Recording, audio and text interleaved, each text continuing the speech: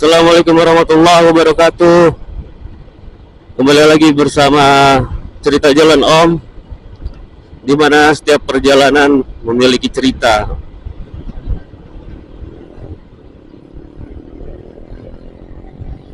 Kali ini kita akan menuju tempat ngopi di Gunung Kelis, yang orang kebanyakan yang familiar itu Bukit Pelangi ya.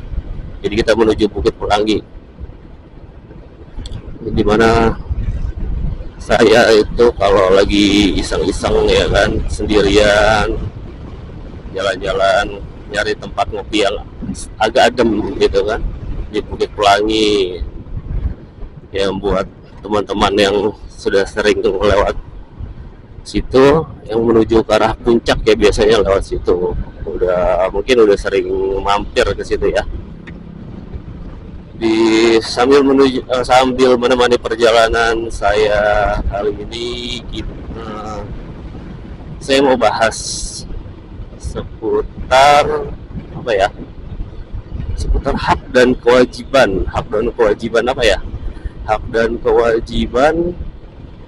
tentang pengawalan ambulans ya, khususnya yang saya mau bahas kali ini. Tapi sebelum itu saya mau bahas dulu mengenai lampu hazard ya, yang disematkan di motor keluaran terbaru. Kebanyakan sih ya keluaran sekarang pakai hazard ya, motor-motor. Untuk teman-teman mungkin sudah tahu ya fungsional dan tujuan penggunaan dari lampu hazard tersebut. Cuma banyak yang menyalahgunakan apa maksudnya. Jadi menyalahgunakan itu dari fungsional sesungguhnya. Misalnya ada yang pakai hazard itu lagi buru-buru gitu ya, mungkin dia terinspirasi sama patwal gitu kan, pakai hazard yang mau jalan cepat gitu kan, jadi bebas hambatan entah atau apa lah gitu kan, pakai hazard dia jalan di tengah, ceritanya buka jalan sendiri padahal sendirian gitu, nggak ngawal apa-apa dan nggak dalam kondisi emergensi atau darurat, dipakai hazard. Ada juga yang motornya belum dipakein hazard tapi dipakein hazard, nggak tahu tujuannya apa gitu kan. Mungkin kalau menurut saya pribadi ya, mengenai hazard yang disematkan di motor keluaran baru nih sekarang, mungkin lebih penting pabrikan itu mengeluarkan lampu sen yang bunyi kali ya. Emang sih norak gitu, terkesan norak, tapi lebih bermanfaat ya menurut saya. Karena apa? Banyak yang lupa mematikan lampu sennya kalau habis belok gitu. Jadi akhirnya belok kanan sen kiri, atau belok kiri sen kanan, atau jalan lurus sennya nyala aja terus gitu kan. Mungkin kalau ada suara gitu kan, dia jadi tahu kalau lampu sennya itu masih nyala gitu. Jadi ya nggak banyak emak-emak juga dah yang nyalain hazard gitu kan, yang hazardnya nyala aja gitu. Kita yang belakang nggak tahu dia mau belok kemana, kanan apa kiri ya kan, cuma dia sama Tuhan yang tahu. Jadinya bahaya gitu, emak-emak pakai hazard ya kan, berasa touring gitu kalau rombongan. Oke, selanjutnya mengenai hak dan kewajiban pengawalan. Nah, kenapa saya bahas ini? Kebetulan tadi saya di jalan berpapasan sama ambulans ya, yang biasalah ada yang awal gitu kan. Ada tim pengawalnya dari sipil yang bukan dari pihak berwenang gitu kan. Kan banyak ya di media sosial atau postingan-postingan itu yang berhak melakukan pengawalan adalah pihak kepolisian gitu, ya karena belum lama ini, tadi pagi sih ya, kayaknya saya lihat postingan di sub ya yang ngawal mobil di jalan tol gitu. Terus ada statement dari kepolisian begitu, mengeluarkan statement yang berhak melakukan pengawalan itu adalah pihak kepolisian gitu. Ya betul sih kalau emang ngawal mobil pribadi, cuma kan masalah ambulans ini loh, sering juga saya baca dan lihat ya mengenai pengawalan ambulans ini. Nah, jawaban dari apa ya, polisi ya, beberapa kepolisian itu, ya itu nggak perlu dikawal, orang udah tahu kalau itu emergensi begitu. Cuma kan saya juga lihat akhirnya balik lagi ke postingan nih, karena semua informasi itu sekarang dapat dari internet ya. Kenapa?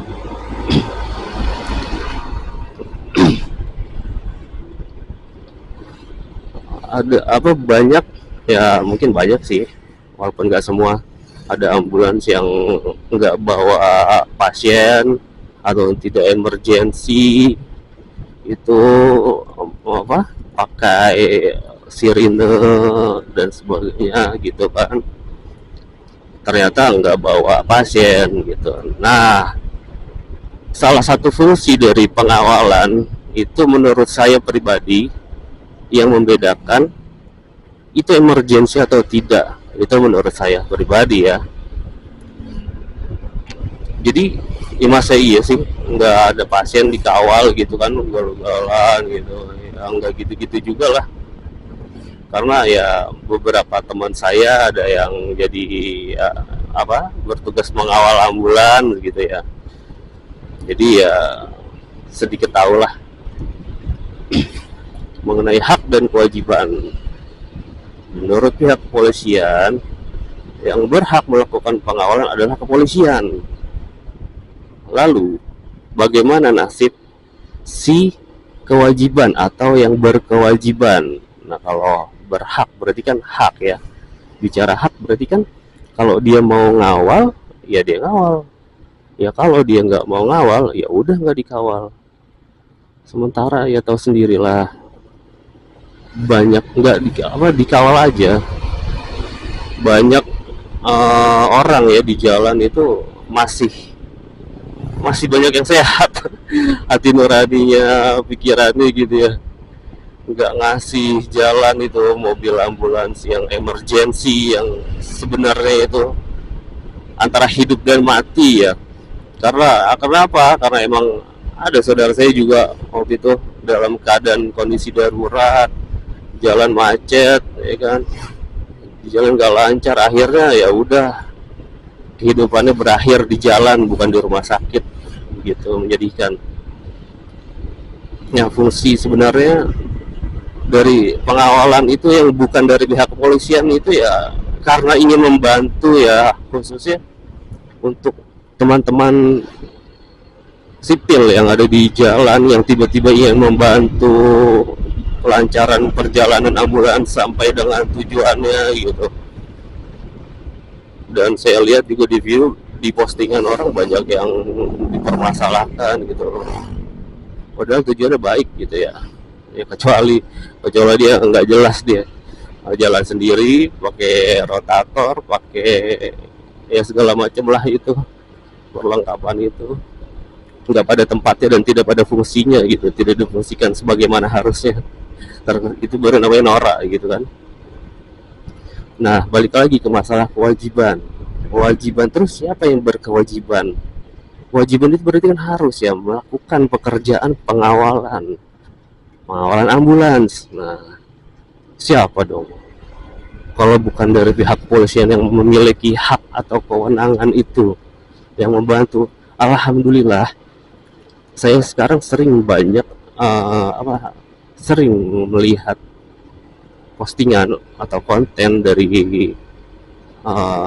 kepolisian atau dari tim pengawalan kepolisian ya, banyak yang membantu kelancaran perjalanan dari ambulans alhamdulillah ya, mungkin seharusnya seperti itu ya, kerjasama gitu kan demi keselamatan si pasien.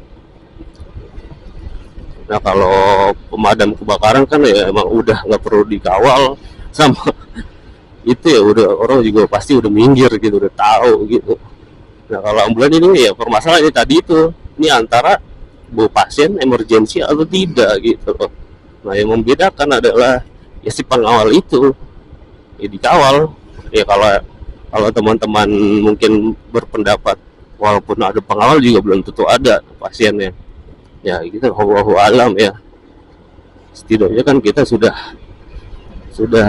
berbaik hati memberikan jalan, walaupun ya itu masalah si oknum tersebut lah kalau begitu mah. Ya kan kita juga nggak tahu tujuannya atau maksudnya si pengemudi ambulans itu, walaupun nggak bawa pasien kan bisa jadi dia dalam perjalanan menjemput pasien emergensi gitu.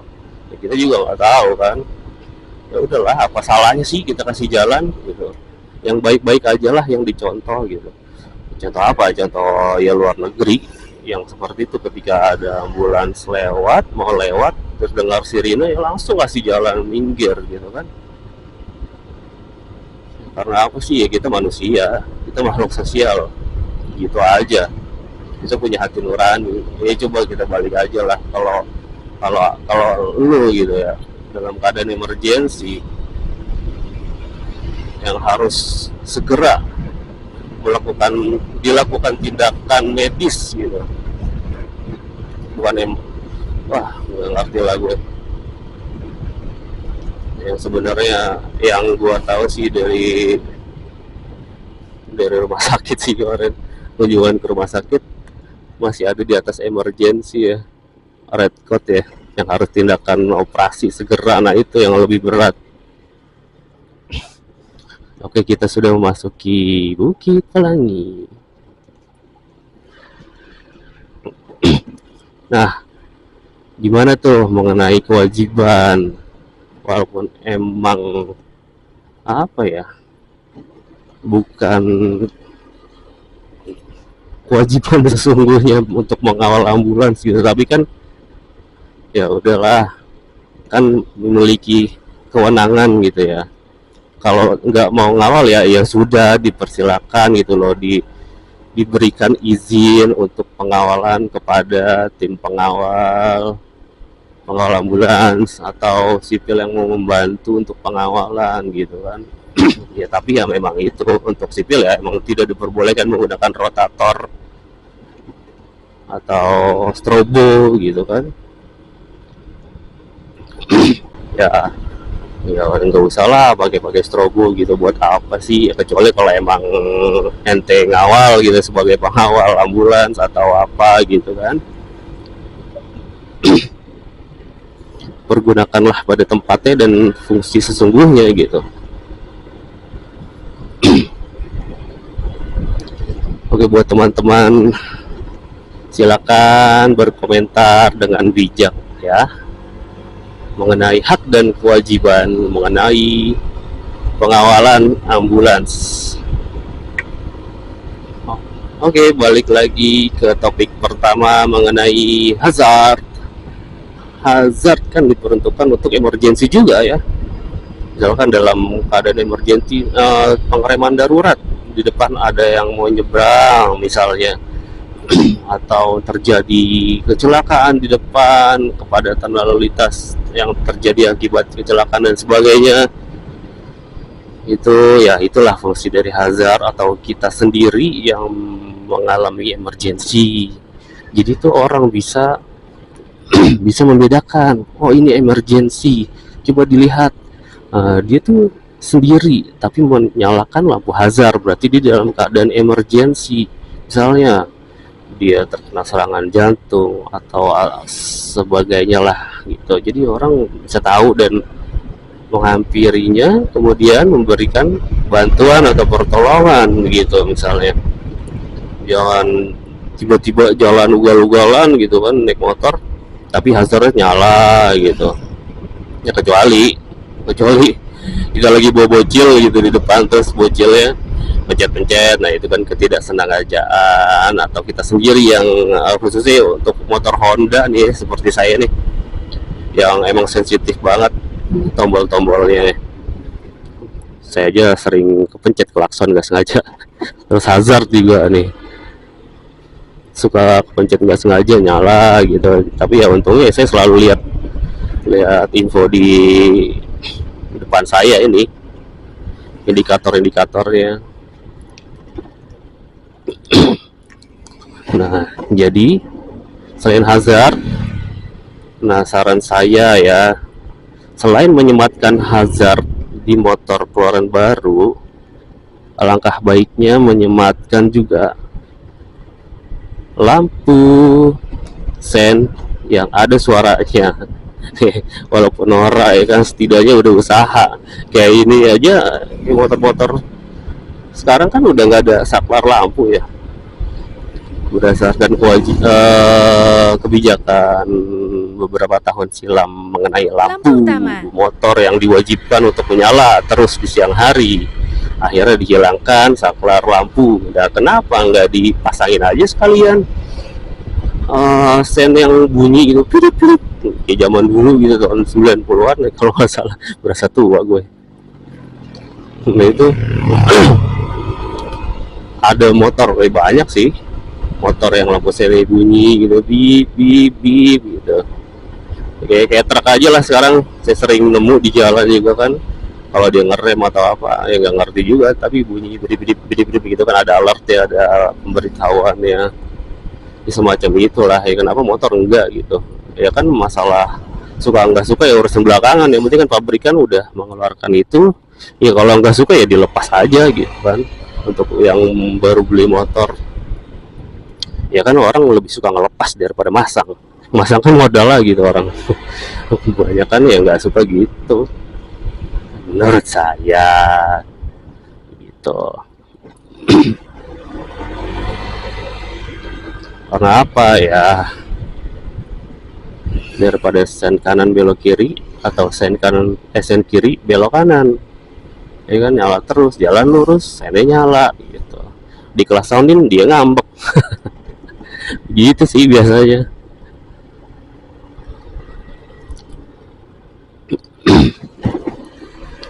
Kita sudah melewati Bukit Golf Pelangi.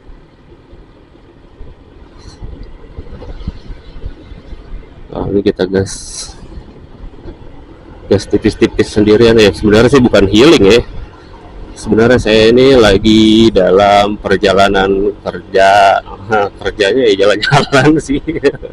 Kerjaannya ya emang di jalan kerjaannya ya kan. Orang kalau ngelihat Pak Adi mah jalan-jalan mulu gitu kan, si bos wah yamin. Sebenarnya mah kita kerja gitu kan, orang aja pada nggak tahu. Covernya bagus gitu kan, isinya mah dia nggak tahu, belum dimasak. Ya begitulah kira-kira. Jadi hari ini di Kabupaten Bogor ya, pada hari ini cuaca cukup mentereng, cukup cerah, secerah hatimu ya kan, yang mudah-mudahan insya Allah membawa hatiku cerah juga. Hai.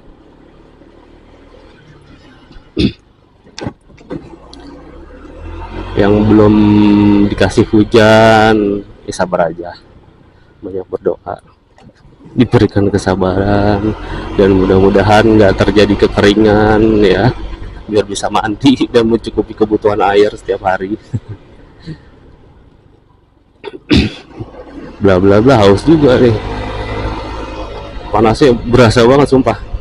Tadi dari Jakarta panas, tapi nggak berasa panas banget. Entah kenapa tadi sampai di mana itu tadi ya, pokoknya banyak pabrik itulah sebelum Citerep. Panasnya berasa banget, udah kayak deket pantai gitu, deket laut. Masya Allah.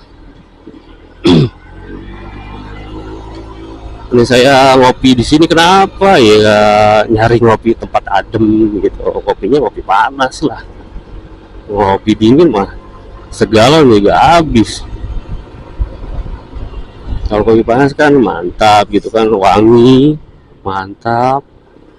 Tinggal cari tempat yang lebih adem gitu kan. Walaupun turunnya nanti panas lagi, sabarin aja. Emang belum waktunya hujan.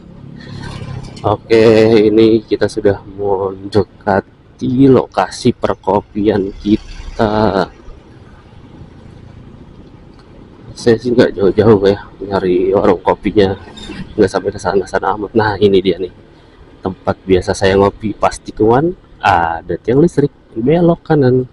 Mari, sampai di sini dulu, sampai jumpa di video selanjutnya. Assalamualaikum warahmatullahi wabarakatuh.